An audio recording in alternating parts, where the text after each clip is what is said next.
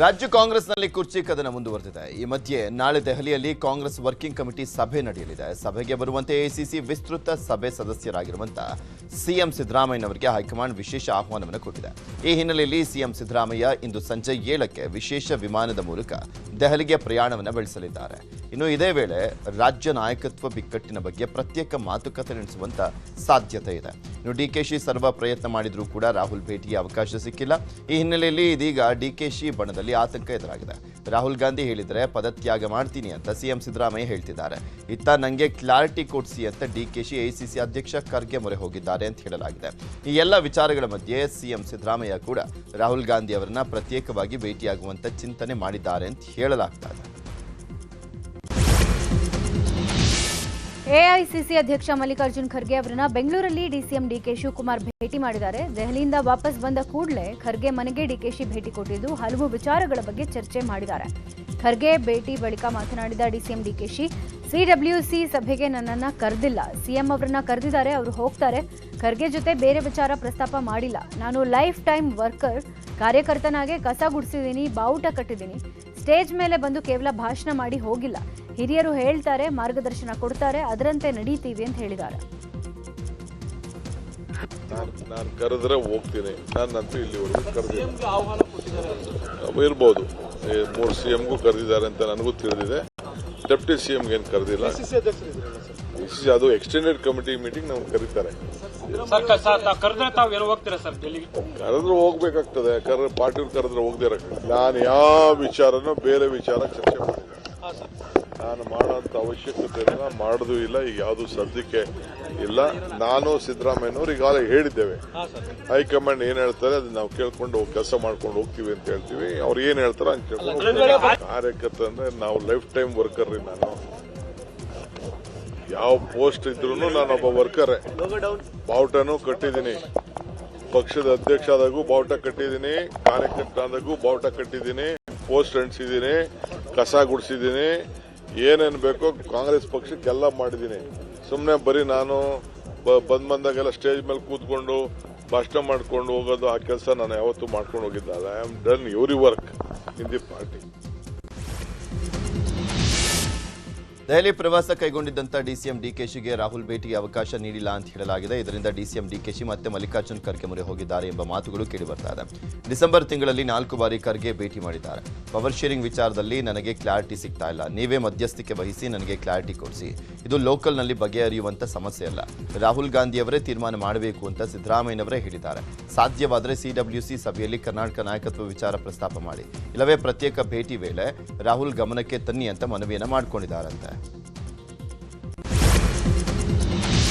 ದೆಹಲಿಯಲ್ಲಿ DCM DK Shivakumar ವೈರಾಗ್ಯದ ಮಾತುಗಳನ್ನು ಆಡಿದ್ದಾರೆ. ಈ ಬಗ್ಗೆ ಸಚಿವ ಸತೀಶ್ ಜಾರಕಿಹೊಳಿ ಪ್ರತಿಕ್ರಿಯೆ ಕೊಟ್ಟಿದ್ದಾರೆ. ಡಿಸಿಎಂ ವೈರಾಗ್ಯದ ಮಾತುಗಳನ್ನಾಡಿದ ಬಗ್ಗೆ ಅವರನ್ನೇ ಕೇಳಬೇಕು.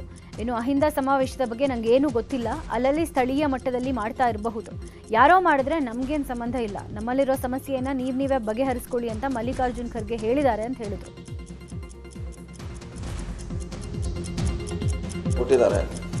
ನಮ್ಮ ಗಮನಕ್ಕೆ ಏನಿಲ್ಲ, ಐಡಿಯಾ ಇಲ್ಲ. ಅಲ್ಲಿ ಲೋಕಲ್ ಯಾರು ಮಾಡ್ತಿರ್ಬೋದು, ಅದೇನ ಇನ್ನ ನಾವೇ ಮಾಡ್ಬೇಕಂತ ಇಲ್ಲ. ಬೇರೆ ಬೇರೆ ಜಿಲ್ಲೆ ತಾಲೂಕು ಮಾಡಿದಾಗ ಮಾಡಿರ್ತಾರೆ. ಅವ್ರೇನ ಮಾಡಿರ್ಬೋದು. ನಮಗೇನು ಐಡಿಯಾ ಇಲ್ಲ ಅದ್ರ ಬಗ್ಗೆ. ನಿಮಗೆ ಬಂದೇ ಬರ್ತಾರೆ, ಹೈಕಮಾಂಡನೇ ಅದು ಜವಾಬ್ದಾರಿ ಆಗ್ತದೆ, ಬಂದೇ ಬರ್ತಾರೆ. ಈಗ ಅವ್ರು ಹೇಳಿದಾರೆ, ನೀವು ನಿಮ್ಮಲ್ಲಿ ಸೃಷ್ಟಿ ಆಗಿದ್ದ ರಾಜ್ಯದಾಗಲ್ಲ, ದಿಲ್ಲಿ ಒಳಗೇನಾಗಿಲ್ಲ, ಇದು ಇಲ್ಲೇ ಆಗಿದೆ, ಬಗೆಹರಿಸ್ಕೊಂಡು ಸಲಹೆ ಕೊಟ್ಟಿದ್ದಾರೆ. ಕೊಡದಿದ್ರೆ ಅಂತಿಮವಾಗಿ ಅವರೇ ಹೇಳಬೇಕು. ಇಬ್ಬರೇ ಅವ್ರು ಇರೋರೇ ಇಬ್ಬರೇ, ಮೂರನೇದವ್ರು ಇಲ್ಲೇ ನಮ್ಮ. ಇನ್ನು ಇದೇ ವಿಚಾರವಾಗಿ ಚಿಕ್ಕೋಡಿಯಲ್ಲಿ ಯತೀಂದ್ರ ಸಿದ್ದರಾಮಯ್ಯ ಮಾತನಾಡಿದ್ದು, ಎಲ್ಲರೂ ಸಾಮಾನ್ಯ ಕಾರ್ಯಕರ್ತರೆ, ಎಲ್ಲರೂ ಕೂಡ ಕೆಲಸ ಮಾಡಬೇಕು, ಅಧಿಕಾರ ಶಾಶ್ವತ ಅಲ್ಲ, ಸಿಎಂ ಡಿಸಿಎಂ ಸಚಿವರು ಪಕ್ಷ ಕಟ್ಟೋ ಕೆಲಸ ಮಾಡಬೇಕು ಅಂತ ಹೇಳಿದ್ರು. ಮಂತ್ರಿಗಳಾಗ್ಲಿ ಅಥವಾ ನಾವೆಲ್ಲರೂ ಕೂಡ ಸಾಮಾನ್ಯ ಕಾರ್ಯಕರ್ತರಾಗಿ ಕೆಲಸ ಮಾಡಬೇಕು. ಅಧಿಕಾರ ಏನು ಬರುತ್ತೆ ಅದು ನಮ್ಗೆ ಶಾಶ್ವತ ಅಲ್ಲ.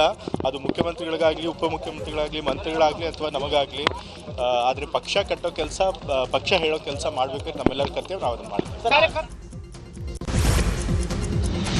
ಕಾಂಗ್ರೆಸ್ನಲ್ಲಿನ ಕುರ್ಚಿ ವಿಚಾರವಾಗಿ ದಾವಣಗೆರೆಯಲ್ಲಿ ಮಾತನಾಡಿರುವಂತೆ ಕೇಂದ್ರ ಸಚಿವ ಎಚ್.ಡಿ. ಕುಮಾರಸ್ವಾಮಿ ಕಾಂಗ್ರೆಸ್ ಬಗ್ಗೆ ನಾನಾಗಲಿ ರಾಜ್ಯದ ಜನತೆ ಆಗಲಿ ಆಸಕ್ತಿ ಹೊಂದಿಲ್ಲ. ರಾಜ್ಯ ಸರ್ಕಾರಕ್ಕೆ ಜನತೆ ಸ್ಪಷ್ಟ ಬಹುಮತವನ್ನು ಕೊಟ್ಟಿದ್ದಾರೆ. ಸರ್ಕಾರ ರಚನೆಯಾಗಿ 3 ವರ್ಷ ಆಗಿದೆ. ಪ್ರಪಂಚದಲ್ಲಿ ಸಿದ್ದರಾಮಯ್ಯ ಅಂತಹ ಆರ್ಥಿಕ ತಜ್ಞನನ್ನ ನಾವು ನೋಡೇ ಇಲ್ಲ. ಕಾಂಗ್ರೆಸ್ದು ಲೂಟಿ ಸರ್ಕಾರ ಅಂತ ಕಿಡಿಕಾರಿದರು. ನನಗೆ ಅವರ ಪಕ್ಷದ ಚಟುವಟಿಕೆಗೆ ನಾನು ಆಸಕ್ತಿ ಹೊಂದಿಲ್ಲ.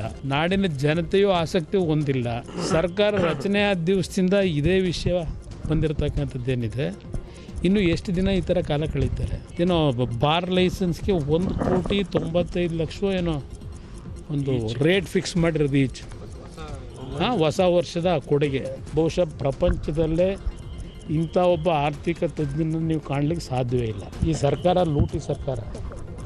5,000 ಕೋಟಿ ಮಾಹಿತಿನೇ ಇಲ್ಲ ಅಂತ ಮುಖ್ಯಮಂತ್ರಿ ಹೇಳೋದಾದರೆ, ಒಬ್ಬ ಆರ್ಥಿಕ ಸಚಿವ ಪ್ರತಿಯೊಂದಕ್ಕೂ ಅವರ ಗಮನಕ್ಕೆ ಬಂದೇ ರಿಲೀಸ್ ಆಗಬೇಕು ಅಮೌಂಟು. ಮಾಹಿತಿ ಇದೆಯಾ ಕೊರತೆ ಅಂತಕ್ಕಂಥದ್ದನ್ನು ಹೇಳ್ತಕ್ಕಂಥ ಈ ಮುಖ್ಯಮಂತ್ರಿ ಅದು ಎಷ್ಟರ ಮಟ್ಟಿಗೆ ಆರ್ಥಿಕ ಇಲಾಖೆಯನ್ನು ನಿರ್ವಹಣೆ ಮಾಡ್ತಾ ಇದ್ದಾರೆ ಅನ್ನೋದು ನನ್ನ ಅಭಿಪ್ರಾಯ. ಯಾವ ಇಲಾಖೆದು ಬಿಟ್ಟಿದ್ದಾರೆ?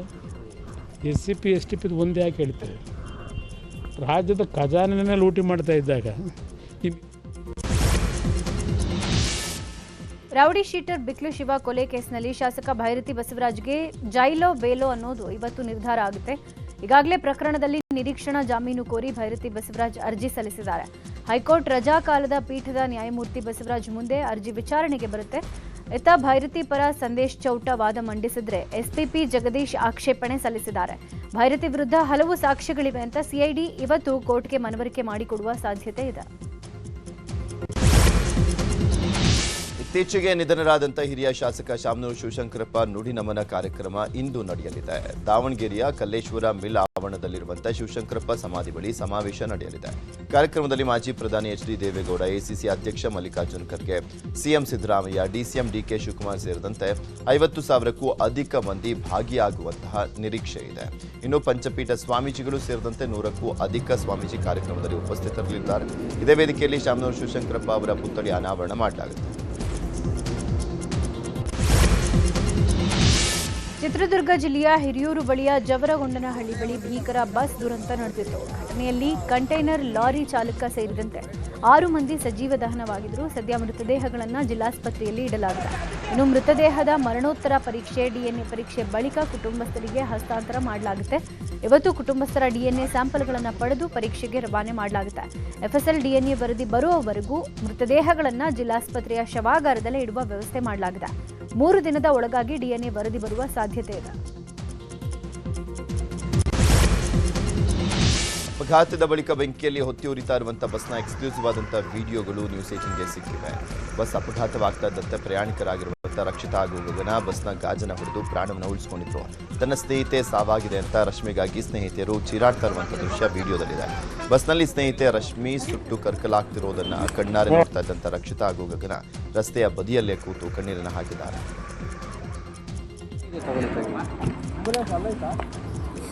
ಆಂಬುಲೆನ್ಸ್ ಆ ಕಡೆ ಬನ್ನಿ ಸರ್. ಅದು ಭೀಕರ ಬಸ್ ದುರಂತದಲ್ಲಿ ಚನ್ನರಾಯಪಟ್ಟಣದ ಮಾನಸ ದುರಂತ ಅಂತ್ಯ ಕಂಡಿದ್ದಾರೆ.